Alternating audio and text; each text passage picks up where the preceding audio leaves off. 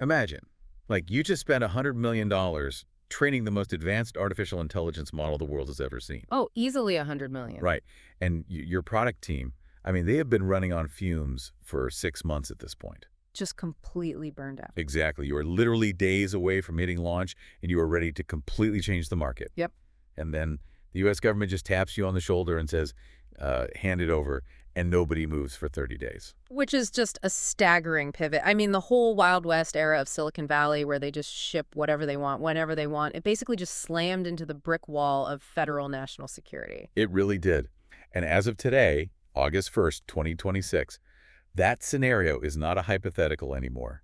It is the new reality. Yeah, the deadline is here. It is the absolute hard deadline for Executive Order 12409. So welcome to a special deep dive on NextGen AI Tech. Today's focus is, well, the government just tightened its grip on AI again. Big time. And we are looking at the full fallout of this August 1st deadline. To do this right, we're not just, reading a quick White House press release. No, we really had to dig in. I was digging through a massive stack of materials this morning. We've got the actual text of the EO, some really brilliant legal breakdowns from Skadden and Kroll. Those were super helpful, yes. Oh, incredibly helpful. Plus, we have some great on-the-ground tech reporting from CNBC and this really tactical industry guide from the Institute of AI Product Management. So we've got all the angles covered. Exactly. Our mission today is to decode exactly what this EO means for the AI you use every single day, and honestly, how we ended up with this dramatic deadline. Because when you lay all those sources out on the table, it stops looking like standard bureaucratic red tape. Right. What really emerges is this highly calculated, I'd even say slightly intimidating blueprint for how the government plans to assert control over the most powerful technology on the planet. Okay, let's unpack this. What are the actual on-the-ground mechanics of EO 14409? Because on the surface, it's being pitched as a voluntary framework built around this 30-day pre-release access window. Right. They love the word voluntary. They really do. But the reality is far more complex than just a waiting period, isn't it? It absolutely is. So the operative phrase you have to look for here is covered frontier model. Covered frontier model. Got it. Yeah. The government has directed the NSA, working alongside CISA, so that's the Cybersecurity and Infrastructure Security Agency, to build a highly classified benchmarking process. And benchmarking usually means, like, testing the model's capabilities, right? Exactly. But they aren't testing to see if the AI hallucinated a historical fact or, if it can pass a bar exam or a medical exam. Right. They don't care about the standard benchmarks we usually hear about on tech blogs. Not for this. The government is hunting for something very specific. They are looking for advanced cyber capabilities. They are throwing state-level cyber scenarios at these models behind closed doors. Wow. Behind closed doors, so the developers don't even see the tests. They don't. The NSA wants to know, can this AI discover, exploit, or defend against critical software vulnerabilities at scale? Okay, so if the model crosses a certain threshold in those tests... A classified threshold, mind you. Right, a classified threshold. If it crosses that, it gets slapped with that covered frontier model designation. You got it. And once it has that label, the developers are asked to hand over the keys to the government for up to 30 days before they release it to the public. Or, honestly, even before they release it to their own trusted corporate partners. That is wild. So if I'm understanding the mechanism here, it's basically like a federal health inspector shutting down a new, highly anticipated restaurant kitchen right before opening night. Yeah, that's a good way to look at it. Except they aren't checking for salmonella, right? They're checking to see if the chef accidentally invented a biological weapon so they can distribute the antidote before the doors even open. That is a remarkably accurate analogy. During that 30-day window, the intelligence community is actively probing the model for weaknesses. What kind of weaknesses? Well, they are trying to figure out how a bad actor might use it to attack rural hospitals, shut down power grids, or, destabilize community banks. Really critical stuff. Exactly. They want to plan a defensive response and coordinate software patches before the model hits the open internet. So we have to ask you, the listener. In an industry where days matter, where your competitors are basically breathing down your neck, is a 30-day government hold on cutting-edge AI just prudent oversight, or is it massive government overreach? It's the million-dollar question, or I guess the billion-dollar question. Seriously. Because in Silicon Valley, a 30-day delay isn't just a minor inconvenience. It's an eternity. It truly is. But if we connect this to the bigger picture, you really start to see the sheer panic that drove the administration to this point. The panic from the national security side. Yeah. The national security apparatus has been watching these models scale with growing alarm for a while now, but the real catalyst was a recent discovery by Google. Oh, I remember reading about this in the CNBC report. This was the zero-day vulnerability issue, right? Yes, exactly. Google documented the first instance of threat actors using an AI model to operationalize previously unknown code vulnerabilities. Which is what the cybersecurity world calls 0 days. Right. Let's pause and translate that into plain English for a second, just to Yeah. be sure we're all on the same page. Good idea. A 0 day is essentially a flaw in software that the creator doesn't even know exists yet, meaning they've had 0 days to fix it. Right, they're totally blind to it. But what does operationalize mean in this specific context? Because that's the scary part. It really is. So in the past, hackers might use AI to draft a really convincing phishing email to, trick someone into giving up their password. Which is bad, but we're used to it. Exactly. But operationalizing a 0 day is completely different. Think of the AI not just finding an unlocked backdoor in a secure building, but automatically forging a master key, unlocking the door, disabling the alarm system, and then drawing a detailed map of the safe for the hackers to use. Oh, wow. So it's doing a whole job. End-to-end weaponization of a software flaw executed in seconds. And that terrified the intelligence community. Absolutely terrified them. Because if a newly released AI model can do that right out of the box, the government is suddenly fighting a million fires at once. They just can't keep up. No way. And that is precisely why they want that 30 days. To scan the model for those exact capabilities and build up the firewall before the public gets their hands on it. Okay, I mean, that makes total sense from a defense standpoint. Yeah. But put yourself in the shoes of a tech company for a minute. Delaying a model's release by a month could cost these companies tens of millions of dollars. Oh, easily. The Institute of AI PM guide really hammered this home. Product managers, they map these general availability dates or GA dates quarters in advance. Yeah, everything is scheduled down to the minute. Right. Marketing campaigns are booked. Venture capital milestones are tied to these specific dates. Enterprise clients are literally waiting to integrate the API. It's a massive machine. So if you miss a published GA date because you're stuck in a federal holding pen, that is a massive credibility hit. Has a delay like this actually happened yet? Or is it still theoretical? Oh, no, it has absolutely happened. The logistics of pulling a model at the last second are a nightmare, and we've already seen the real-world friction. Who got hit first? Well, shortly before this EO dropped, Anthropic actually had to disable access to their Fable 5 and Mythos 5 models just to comply with a Commerce Department export control directive. Wow, right. So they basically had to pull the plug mid-stride. Yes. And OpenAI experienced something very similar. They had to limit the initial rollout of their highly anticipated GPT 5.6 series to just a very small group of trusted partners. And that was at the specific request of the U.S. government, right? Exactly. So if you are a product manager today, you have a massive coordination tax built into your roadmap. You have to blindly buffer an extra 30 days just in case the NSA decides your model is too capable. Which makes me wonder, honestly, if this is causing so much operational chaos in Silicon Valley, how did this 30-day rule even survive the drafting process in the White House? That is a fascinating story in itself. Right, because tech billionaires aren't exactly known for quietly accepting delays. They certainly aren't. And the 30-day window we are looking at today is actually a heavily watered-down version of what was originally on the table. Wait, really? What was the original plan? Back in May, the proposed hold was 90 days. Here's where it gets really interesting.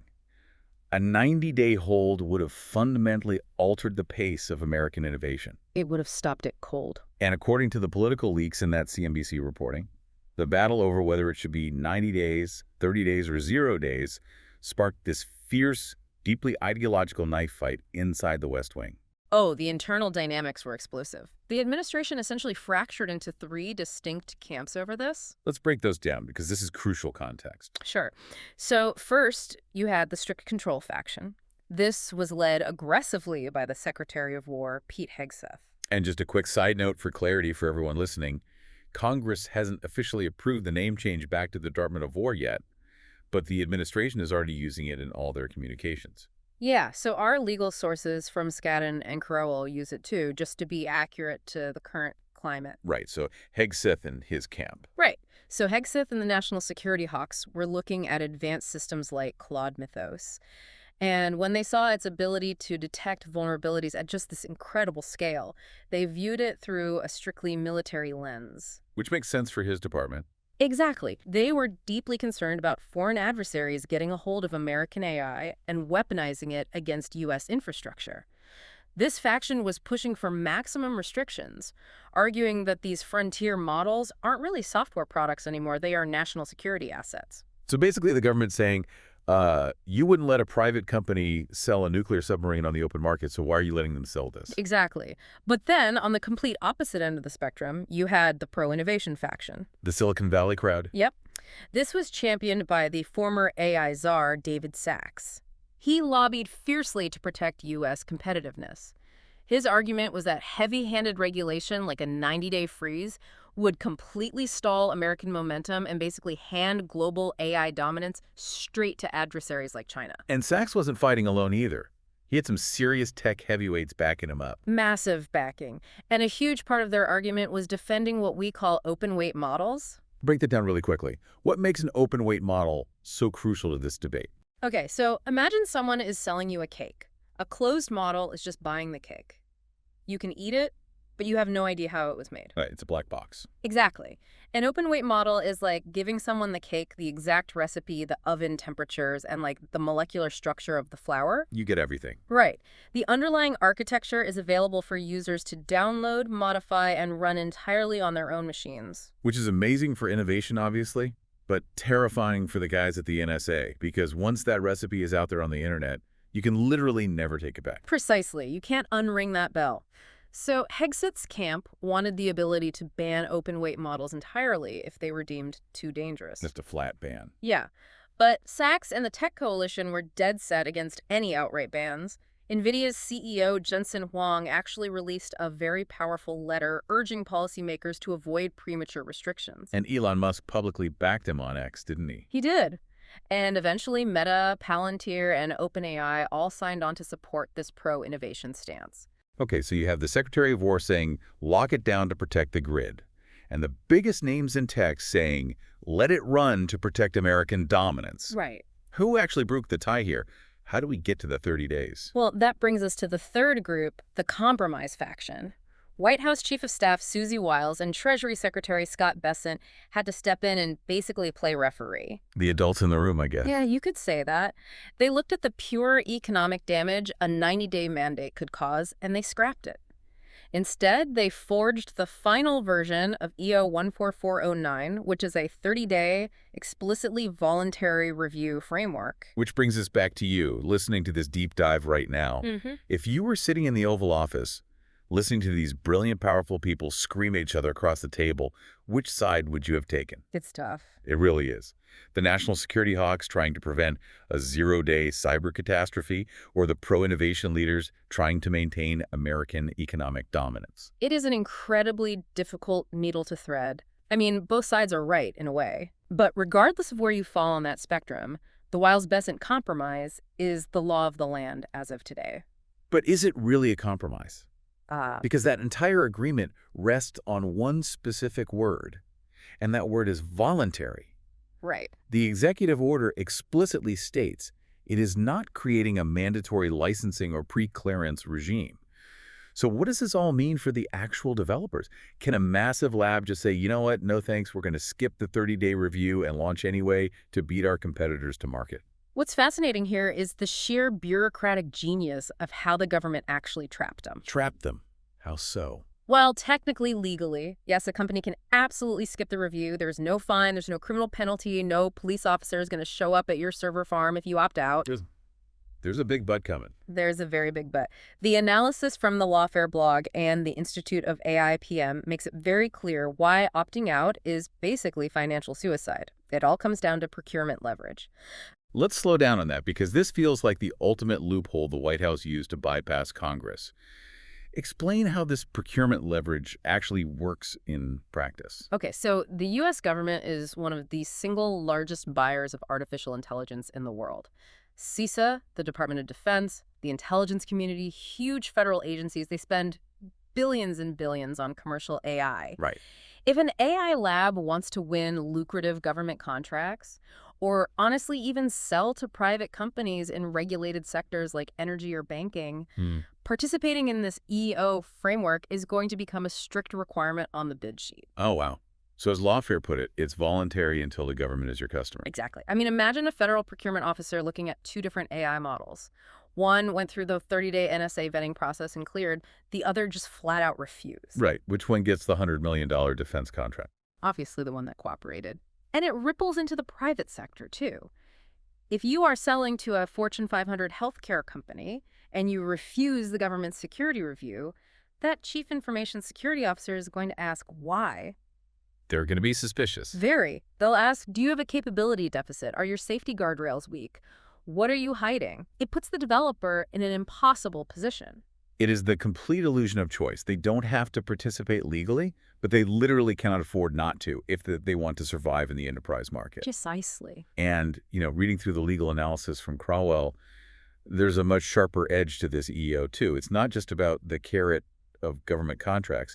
There's a massive stick involved for people who abuse these models. Oh, yes. Section 4 of the EO, it directs the Department of Justice to aggressively prioritize criminal enforcement against AI-enabled cybercrimes. But they didn't write any new laws for that, did they? No, they aren't writing new laws at all. They are pointing prosecutors directly at existing statutes to go after AI abuses. Specifically, they mentioned 18 U.S.C. 1030 in the breakdown. Wait.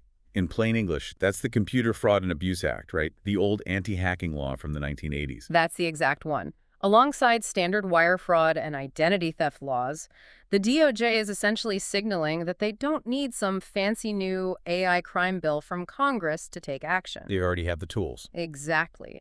If you use an AI model to breach a system, or operationalize a zero-day, or commit fraud, they are coming for you using the same heavy-duty hacking statutes they've used for decades. The tool changed, but the crime is the same. So we're seeing this tightening of the net domestically, relying on huge buying power and old hacking laws. But how does this play out globally?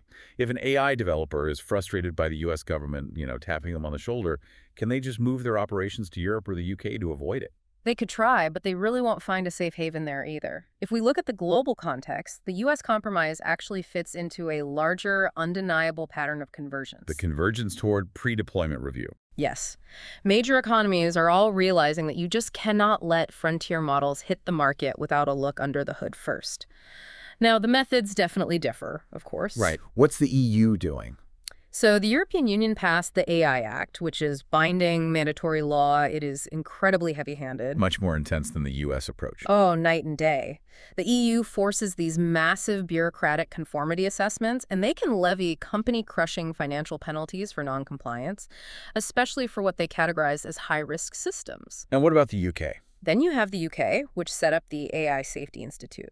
They lean a bit more heavily on voluntary evaluations for safety and security, and they try working collaboratively with developers. Okay, so the U.S. approach, this access-based, cybersecurity-focused 30-day window that's basically driven by procurement leverage. It's kind of a middle ground. It really is. It's comparatively light touch next to the EU's bureaucratic maze, but the destination is exactly the same. The era of move fast and break things with frontier AI is globally officially over. Governments are no longer asking for permission to look at the code, they are demanding it. Which brings us to the ultimate takeaway of this deep dive. August 1st, 2026 marks a permanent paradigm shift. The wild, totally unregulated frontier of artificial intelligence development has closed. It's done. What we are entering today is an era of government-supervised AI. It's this uneasy, high-stakes partnership where brilliant tech innovators and secretive intelligence agencies are basically forced into a room together to secure the digital landscape. And this raises an important question, one that every single product manager, developer, and tech investor needs to be chewing on tonight. What's that? Well, the executive order explicitly promises that it isn't creating a mandatory licensing regime. Right, they promise. Right. But as these classified NSA benchmarks become deeply embedded in how we secure our hospitals, our banks, and our power grids, and as enterprise buyers demand full compliance across the board, how long until participating in this voluntary 30-day hold becomes the strict, legal minimum standard for releasing literally any piece of vital software? That is a genuinely chilling thought. We went from handing over the VIP keys just to help build a shield, to wondering if those same keys will soon be legally required just to open the door to the market. It's a slippery slope. It really is. And we will be watching closely to see how the tech giants navigate this new reality. Thank you for joining us on this deep dive into Executive Order 14409. Make sure you subscribe to NextGen AI Tech so you never miss an update on how policy is actively shaping the future of the technology we rely on every single day.